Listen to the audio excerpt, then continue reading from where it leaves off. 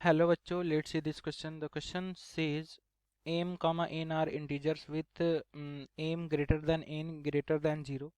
A is the point m comma n on the Cartesian plane. B is the reflection of A in the line y is equals to x. C is the reflection of B in the y-axis. D is the reflection of C in the x-axis, and E is the reflection of D in the y-axis. The area of pentagon ABCDE is.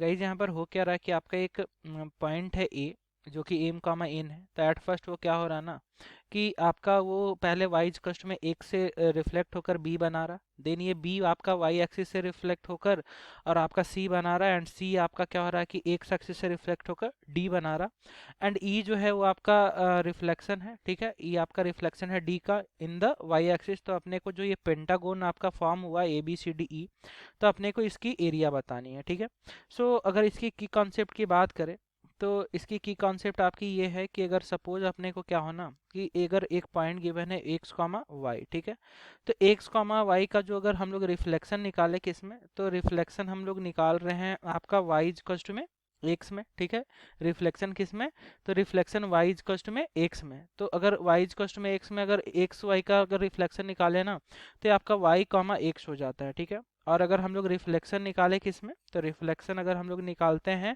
अगर आपका x axis में, ठीक है, तो x axis में क्या होता है ना कि एक्स एक्सिस में आपका जो वाई कोऑर्डिनेट है ना वो आपकी नेगेटिव में चली जाती है, यानी एक्स तो आपका सेम होता है। ठीक है, एक्स तो आपका क्या होगा, सेम होगा, एंड वाई आपका प्लस वाई से माइनस वाई चला जाएगा। ठीक है, अब आपका रिफ्लेक्शन हम लोग निकालते हैं किसमें, तो रिफ्लेक्शन हम लोग अगर निकालते हैं वाई एक्सिस में।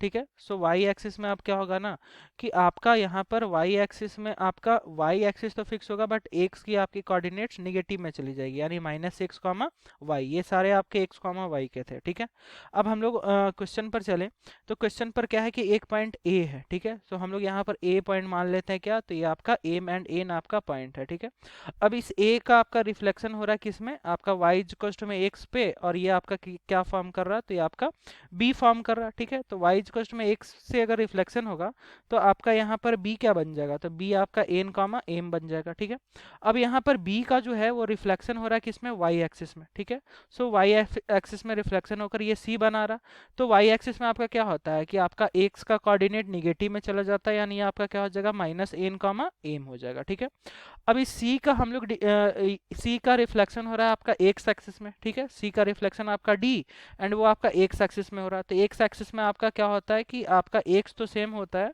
और वाई आपका निगेटिव में चला जाता है, तो यहाँ पर माइनस एम था, तो अब आपका एम से प्लस एम से माइनस एम हो जाएगा।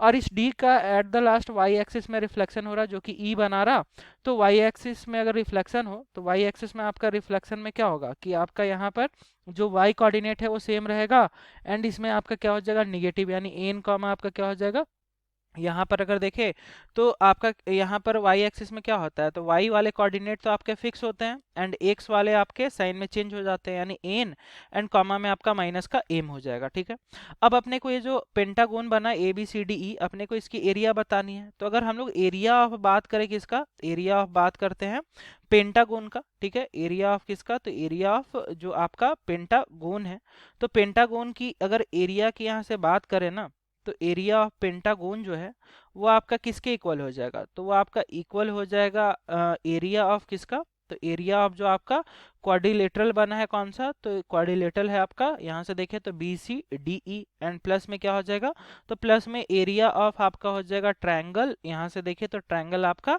ए बी ई। ठीक है, सो अगर हम लोग बी सी डी ई की अगर एरिया की बात करें तो ये आपका क्या है, तो ये आपका एक रेक्टेंगल बनेगा यहाँ पर। ठीक है, एंड यहाँ पर रेक्टेंगल की एरिया एल इंटू में क्या हो जाएगी, एल इंटू में बी। तो अगर हम लोग लेंथ और ब्रीथ की बात करें तो यहाँ से आपका क्या हो जाएगा कि ये आपका ब्रीथ है, तो ब्रीथ आपका क्या, तो ये आपका वाई एक्सिस है, वाई एक्सिस से आपका क्या हो रहा है इधर, तो इधर अगर हम लोग देखें तो ये आपका वाई एक्सिस से जो डिस्टेंस है ये वाला, अगर हम लोग डिस्टेंस की बात करें यहाँ से लेकर यहाँ के बीच की अगर डिस्टेंस की बात करें तो आपका यहाँ पर कोऑर्डिनेट क्या है, तो ये आपका एन है। ठीक है, एंड यहाँ पर क्या है आपका माइनस का एन है, एंड एम तो आपका क्या है, फिक्स है, तो ये प्लस का एम इधर माइनस का एम इधर, तो आपकी पूरी जो ब्रीथ हो जाएगी वो आपका क्या हो गया, 2n हो गया।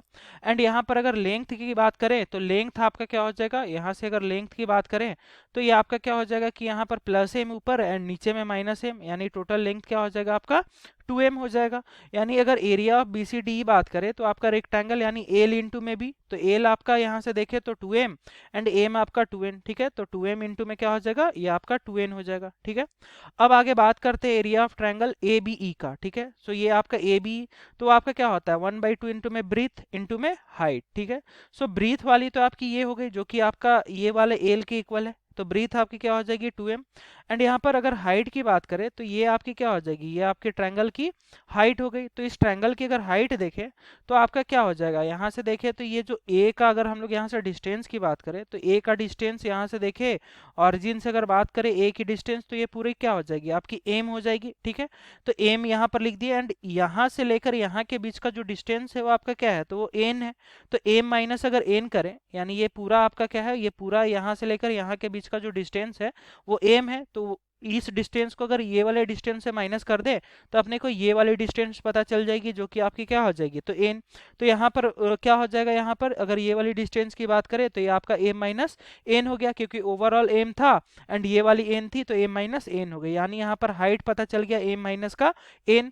अब इसको अगर सॉल्व कर दे देन ये आपका क्या हो जाएगा, यहाँ से 2 इंटू में 2 यानी 4mn हो जाएगा यहाँ से, और ये 2 एंड ये 2 आपका कैंसिल, ठीक है। तो ये आपका प्लस का यहाँ से देखे तो क्या हो जाएगा, यहाँ से देखे तो एम स्क्वायर एंड माइनस का आपका एम एन हो जाएगा। यानी फाइनली देखे तो 4mn माइनस का एम एन क्या हो जाएगा, तो आपका 3mn हो गया। एंड यहाँ से प्लस का आपका क्या हो जाएगा एम स्क्वायर। अब अगर हम लोग एम को कॉमन ले ले तो इंटू में क्या हो जाएगा, एम प्लस में आपका 3n, और यही आपका क्या हो जाएगा फाइनल आंसर। यानी अगर हम लोग बाई ऑप्शन चेक कर लें तो अपना ऑप्शन नंबर जो आपका यहाँ से देखें, option number B M into में एम प्लस 3n, यही आपका फाइनल आंसर हो जाएगा। And guys this is your final answer, hope you understood it well, thank you.